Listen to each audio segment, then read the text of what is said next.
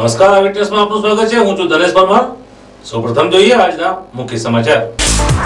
ડીસા તાલુકાના જોરાપુરા પાસે કાર પલટી ખાતા યુવકનું મોત.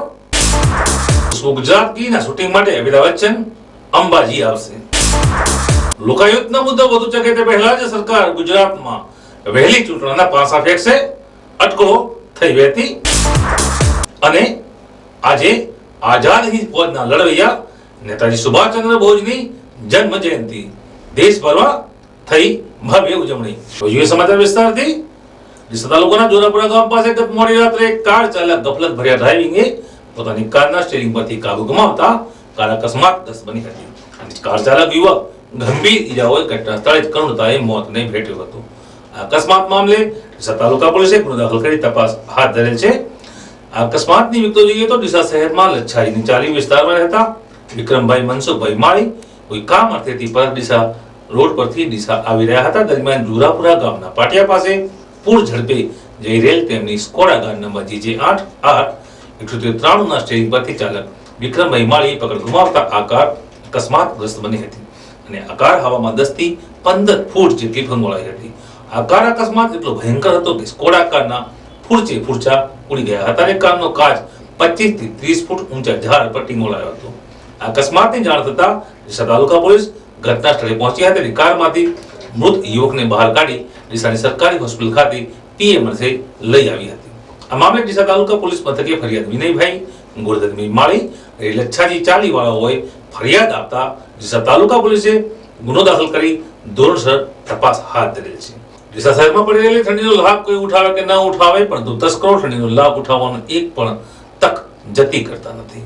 છેલ્લા અઠવાડિયામાં તાપમાનનો પારો સતત ગગડી રહ્યો હોવાના લીધે રાત્રિના સમયે જનજીવન ઠપ થઈ જાય છે અને તસ્કરો તેનો લાભ ઉઠાવી બિંદાસ રીતે ચોરીની ઘટનાઓને અંજામ આપી રહ્યા છે. ડીસામાં હિન્દુસ્તાન પેટ્રોલિયમ ગેસની એજન્સી ધરાવતા રિંકુ ગેસ એજન્સીમાં જ્યારે ગ્રાહકો ગેસ સિલિન્ડર લેવા ધરમ ધક્કા ખાઈ રહ્યા છે અને સંચાલક ગેસ સ્ટોકની તંગીની જાહેરાત કરી રહેલ છે, તેવા જ સમયે રિંકુ ગેસ એજન્સીમાંથી અજાણ્યા તસ્કરોએ 8 જેટલા ગેસના બાટલાની ચોરી કરી ડફો ચક્કર થઈ જતા ભારે ચકચાર જાગેલ છે. આ કામના અજાણ્યા તસ્કરોએ એજન્સીમાં પ્રવેશ કરી ગોડાઉનમાં પડેલા 8 જેટલા સિલિન્ડરોની ઉઠાંતરી કરી હતી. ગેસ એજન્સીના સંચાલક રોહિતભાઈ શાહે જણાવ્યું હતું કે આ ચોરી થયા બાદ ઘટનાસ્થળ વાહનોના ટાયરના નિશાન જણાતા હતા અને તસ્કરો અહીં વાહન લઈને આવ્યા હોવાનું અનુમાન લગાડવામાં આવ્યું હતું. જો કે કહેવાતી ચોરી ખરેખર થઈ છે કે કેમ તે બાબતે ગ્રાહકોમાં ગરમાગરમ ચર્ચા જોવા મળી હતી અને મળી આવેલા વાહનના ટાયરોના નિશાન ખરેખર તસ્કરોના વાહનના છે કે કેમ તે પણ તપાસનો વિષય બન્યો હતો. આપ મીડિયાવાળા અત્યારે આવ્યા છો તો આપને જણાવું છું કે શનિવારે રાત્રે 8ના સુમારે અમે અમારી દુકાનની વસ્તી કરી અને ઘરે ગયા હતા.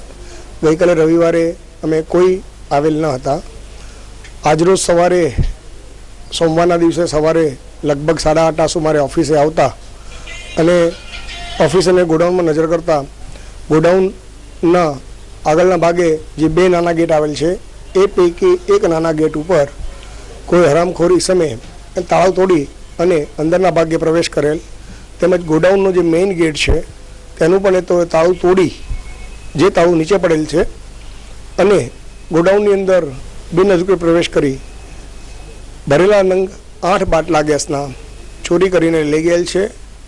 જે નાના ગેટ ઉપર તાળું છે જે તોડ્યું એ ત્યાં સાઈડની દિવાલ પર મૂકેલ છે. અંદરના ભાગે તાળું તોડી અને નીચે પડેલ છે અને બાટલાના નિશાન પણ સ્પષ્ટ દેખાય છે. કોઈ 4 વ્હીલર અથવા 3 વ્હીલર એના નિશાન પણ ત્યાં દેખાય છે. પોલીસને જાણ કરતાં પોલીસ તરફથી અમને સુંદર સહકાર મળ્યો છે.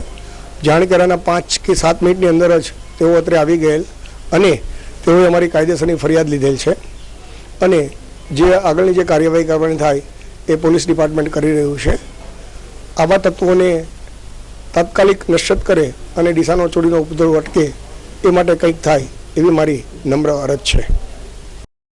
શહેરમાં રાંધણ ગેસના બાટલાની વાત કરીએ તો તીવ્ર તંગી વર્તાઈ રહી છે. ત્યારે આજે આ ઘટના બાદ સંચાલકે ગેસ એજન્સી બંધ કરી દીધી હતી, જેના લીધે રાંધણ ગેસ મેળવવા માટે આવતા ગ્રાહકોને ભારે મુશ્કેલીનો સામનો કરવો પડ્યો હતો.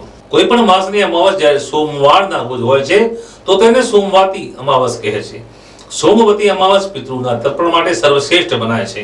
સ્થાન, દાન અને મૌન રહેવું સર્વશ્રેષ્ઠ આજના દિવસે ફળ ગણાય છે. દેવઋષિ વ્યાસના જણાવ્યા અનુસાર આજ રોજ મૌન રહી સ્નાન કરવાથી, ધ્યાન ધરવાથી 100 ગાયોના દાન સમાન પુણ્ય મળે છે. આજે હરિદ્વાર ખાતે હજારોની સંખ્યામાં ઋષિઓએ સ્નાન કર્યું હતું અને આજના દિવસે કુરુક્ષેત્રમાં આવેલા બ્રહ્મા સરોવરમાં સ્નાન કરવાથી ખૂબ જ મોટું ફળ મળતું હોવાની ધાર્મિક માન્યતા છે. આપણો દેશ એ ધાર્મિક દેશ માનવામાં આવે છે. આ દેશના ઇતિહાસ પર નજર નાખીએ તો પતિની રક્ષા માટે પત્નીઓ સતી પણ થયેલી છે. પતિ ઈશ્વરથી પણ મહાન માનતી સ્ત્રીઓ તેમની લાંબી આવરદા માટે સોમવતી અમાવસનું પણ વ્રત કરતી હોય છે. આજે સોમવતી અમાવસ છે ત્યારે મહિલાઓએ તેમના સુહાગની રક્ષા માટે પીપળાની પૂજા કરી સોમવતી અમાવસની ઉજવણી કરેલ છે. પીપળાના વૃક્ષની આજુબાજુ ફરી રહેલી આ મહિલાઓ પોતાના સુહાગની લાંબી આવરદા માટે ભગવાન સમક્ષ પ્રાર્થના કરી રહી છે. આજે સોમવતી અમાવસનો દિવસ છે. વર્ષમાં ભાગ્યે જ આવતી હોય છે. આમ તો સોમવારના દિવસે આવતી અમાવસને સોમવતી અમાવસ તરીકે ઓળખવામાં આવે છે. અમાવસ એટલે સોમવારના દિવસે અમાવસ આવશે તે સોમવતી અમાવસ કહેવામાં આવે છે. સોમવતી અમાવસનું ખાસ જ મહત્ત્વ છે કે સ્ત્રીઓનું સૌભાગ્ય માટે. સ્ત્રીઓ વહેલી સવારે વહેલા ઉઠી અને પીપળાનું પૂજન કરે છે, 108 પ્રદક્ષિણા કરે છે અને 108 જે કંઈ એમની પાસે સિંગદાણા કે સાકર કે જે કોઈ 108 ફળ મૂકવા માટે જે કંઈ હોય 108ની પ્રદક્ષિણા કરીને ફળ મૂકે છે. પીપળાની શંકર ભગવાનની પૂજન કરે છે. સોમવતી અમાવસ વર્ષો પહેલાં તો શું છે કે અમુક સમયમાં આવતી હતી. હવે તો વર્ષમાં જ્યારે સોમવાર આવે ત્યારે સોમવતી અમાવસ થતી હોય છે. સોમવતી અમાવસનું ખાસ મહત્વ છે. સ્ત્રીઓનું સૌભાગ્યની રક્ષા માટે પીપળાનું પૂજન કરી અને ભગવાન શંકર ભગવાનની પૂજન કરી અને સૌભાગ્યની રક્ષા કરે છે. પોતાના સુહાગની રક્ષા માટે કરવામાં આવતા વ્રતમાં દિવસે મહિલાઓ વહેલી સવારમાં જાગીને નજીકના પીપળના વૃક્ષની પૂજા કરવા જાય છે. જ્યાં પીપળના વૃક્ષની આજુબાજુ સૂતરની આંટી વીંટી વૃક્ષની 108 વાર પ્રદક્ષિણા કરે છે અને ભગવાન સમક્ષ સદા સુહાગન રહેવાની કામના કરતી હોય છે. આ પૂજા દરમિયાન મહિલાઓ હાથમાં અલગ અલગ 108 પ્રકારના ફળોનો અભિષેક પણ ધરતી હોય છે.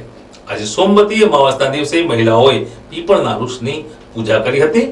મહિલાઓને મંદિરમાં સોમવતી અમાવસની પૂજા કરનાર પૂજારીએ પણ આ વ્રતના મહત્વ વિશે વિશેષ પ્રકાશ પાડ્યો હતો. સુહાગની રક્ષા માટે યમરાજાનો સામનો કરવા માટે તૈયાર રહેતી મહિલાઓએ આજે સોમવતી અમાવસની પૂજા કરી ભારે ધન્યતા અનુભવી હતી. ભારત દેશ ખરેખર ધાર્મિક દેશ કહેવાય છે તે વાતની ગવાહી આવા વ્રતો પૂરી પાડતા હોય છે. કારણ કે ધર્મ અને આસ્થા સાથેનો આ દેશમાં અસંખ્ય તહેવારો જોડાયેલા છે અને આ આસ્થાને દેશના લોકો ખૂબ જ ચાહતથી જુએ છે. દેશના લોકોની આસ્થાનો એક ભાગ એવા સોમવતી અમાવસનો તહેવાર પણ અહીં મનાવવામાં આવે છે. અહીં લઈશું એક વિરામ, તો જોતા રહો આઈ વિટનેસ.